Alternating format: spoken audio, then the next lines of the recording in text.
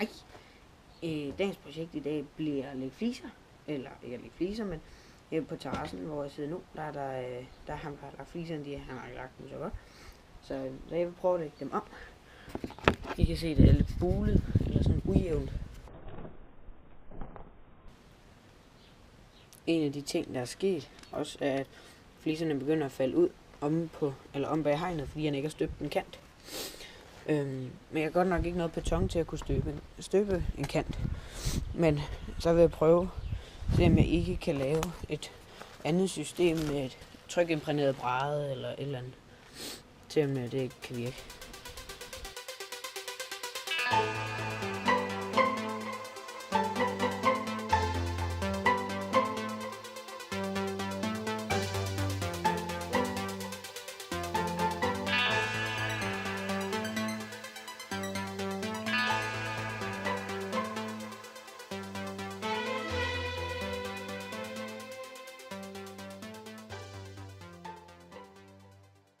Det jeg har tænkt mig at lave nu, inden jeg går videre, det er, at jeg laver det bræde, som skal sidde her og holde fliserne. Og jeg tror, det skal gå en lille smule ned i jorden. Så hvis vi laver det 11 cm, så her laver det 12. Så laver vi 12 cm. De er 11 cm brede, så de får bare lov at blive, som de er. Og den område vil det godt være, den ser ud til at være større, men det er den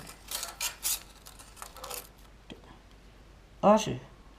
Så den tager vi. Vi tager den bagerste.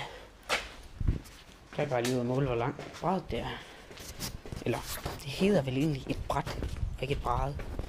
Bræde.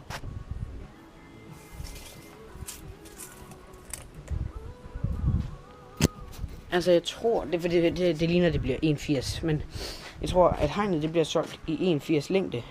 Men så fordi han har sat ned af de her jernstolper, eller jernholder-agtige nogen, så er der jo et lille stykke der, og der er der i begge sider. Så tror jeg ikke, det passer helt skævt med 79,5. Vi skal også se på de bier her.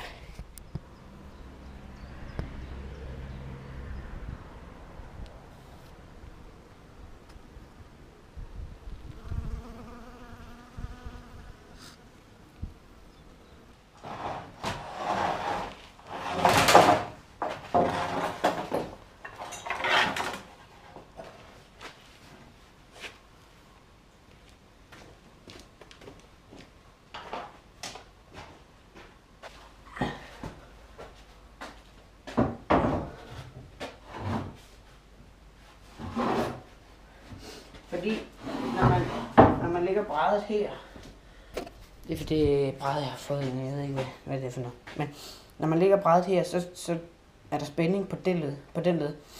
Så når jeg så saver ned her, og så saver måske 3/4 ned igennem træet, så begynder den at lukke til. Altså sådan, så begynder det savklingen, eller savsporet her, det begynder at lukke til den vej der, fordi det sådan begynder at falde ned. Så hvis træet gør så skal man vende det om, så det ligger fladt ned på, på det man skal skære. Og det er vigtigt. Så det skulle være 1,80. Eller 1,79,5.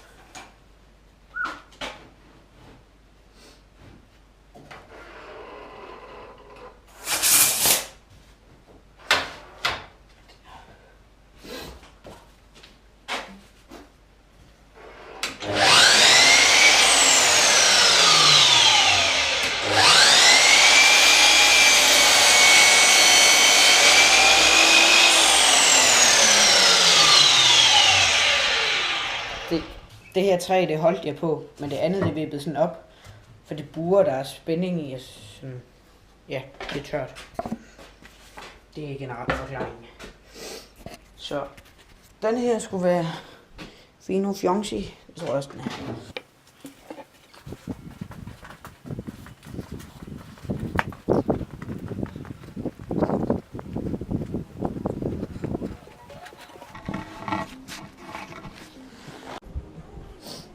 Så det her bræde, det slår sig en lille smule.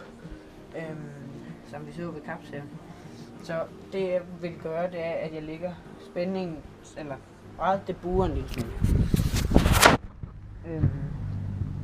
Og så slår det sig en lille smule, så det både drejer, eller det bøjer, og det drejer en lille.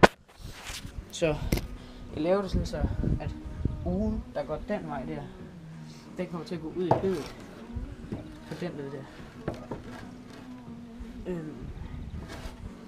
Så det tror jeg bliver ret godt. Og de der 79,5 der, det er jo bare... Jeg skal lige få det til at passe op i det. Det er jo bare lige for perfekt. Så inden der går jeg lige ind og tager lidt mere, eller så må jeg lige se, om jeg kan tvinge den ind. Så graver jeg en rand, så du kan komme ned.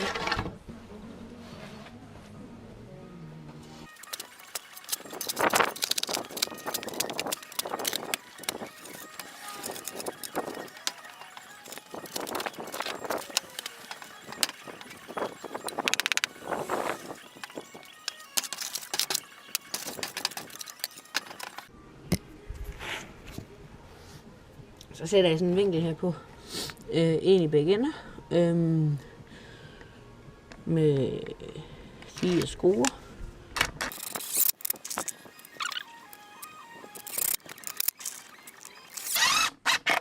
Så.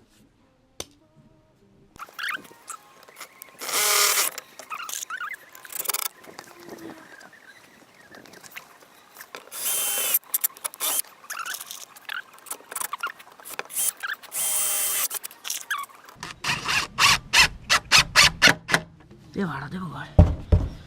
Så flytter den altså ikke. Så gør vi bare det samme i den anden ende. Og så lige det hele en gang til, bare i den anden ende.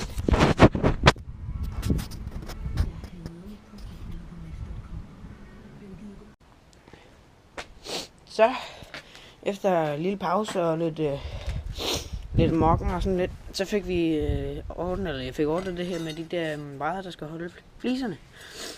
Så Dadam.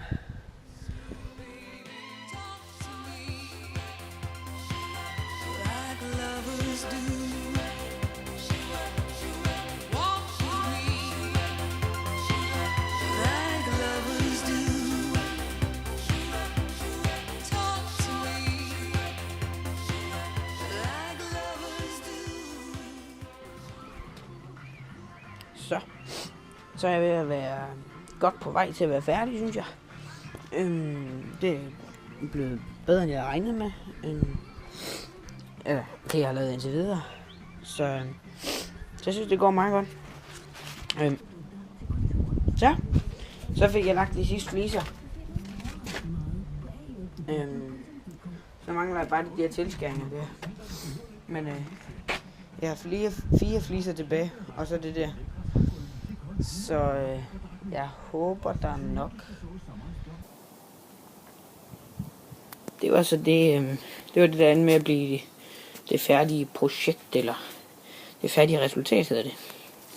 Jeg er meget godt tilfreds, for det ser meget bedre ud, og der er ikke nogen fliser af bedet her. Så